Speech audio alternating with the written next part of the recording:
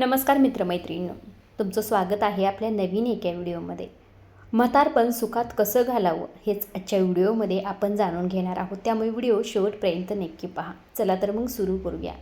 मुलांकडून अपेक्षा ठेवणं चुकीचं नाही, पण त्या वास्तववादी आणि मर्यादित असाव्यात. मुलांनी आदराने वागावे एवढी अपेक्षा योग्य आहे. गरज पडल्यास भावनिक आधार द्यावा ही अपेक्षा स्वाभाविक आहे. आईवडिलांच्या आरोग्याची आणि गरजांची विचारपूस करावी ही योग्य अपेक्षा आहे. पण माझ्या प्रत्येक आनंदाची जबाबदारी मुलांनीच घ्यावी किंवा ते नेहमी माझ्यासोबतच राहिले पाहिजे, अशा अपेक्षा अनेकदा निराशा निर्माण करू शकतात. प्रत्येक मुलाचे स्वतःचे कुटुंब, जबाबदारी आणि आयुष्य असते. त्यामुळे त्यांना त्यांचे जीवन जगण्यासाठी अवकाश देणे महत्त्वाचे आहे. आर्थिक आणि भावनिकदृष्ट्या शक्य तितके स्वावलंबी राहण्याचा प्रयत्न केल्याने नात्यात प्रेम टिकते आणि अपेक्षाचे ओझे कमी होते. आर्थिक नियोजन आणि शिस्त. पैशाची बचत. म्हातारपणात पैशाची चणचण भासू नये म्हणून आधीपासूनच आर्थिक बचत करायला सुरुवात करा, जेणेकरून कुणासमोरही हात पसरावे लागणार नाहीत. ध्यान आणि वाचन. रोज 5 मिनिटे ध्यान म्हणजेच मेडिटेशन किंवा कृतज्ञता व्यक्त करून दिवसाची सुरुवात करा.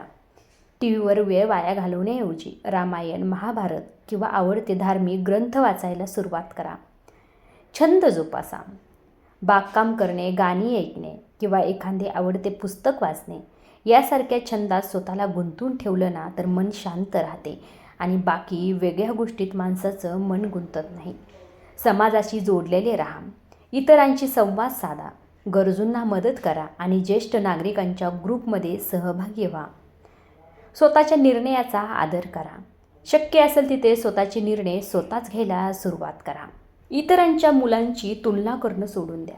त्यांची मुलं जास्त करतात अशा तुलनेने काही साध्य होत नाही. उलट आपलीच मुलं आपल्यापासून दूर जातात. आरोग्याला प्राधान्य द्या, हे सगळ्यात महत्त्वाचं आहे. पुरेशी झोप, पौष्टिक आहार, नियमित व्यायाम आणि डॉक्टरांचा सल्ला वेळेवर घ्या. प्रत्येक गोष्टीत शेवटचा शब्द आपलाच असेल असा आग्रह धरू नका. मुलांच्या वैवाहिक आयुष्यात अनावश्यक हस्तक्षेप टाळा. गरज असेल तेव्हा नक्कीच सल्ला द्या. या काही टिप्स जर तुमच्या आयुष्यात तुम्ही अवलंबल्या तर तुमचं म्हातारपण नक्कीच सुखात जाईल. व्हिडिओ शेवटपर्यंत बघितल्याबद्दल मनापासून धन्यवाद. आणि अशाच टॉपिकवर जर तुम्हाला व्हिडिओ आणखी पाहायला आवडत असतील तर आपल्या चॅनलला जरूर सबस्क्राईब करा. आणि हा व्हिडिओ आवडला असेल तर लाईक करायला सुद्धा अजिबातच विसरू नका. धन्यवाद.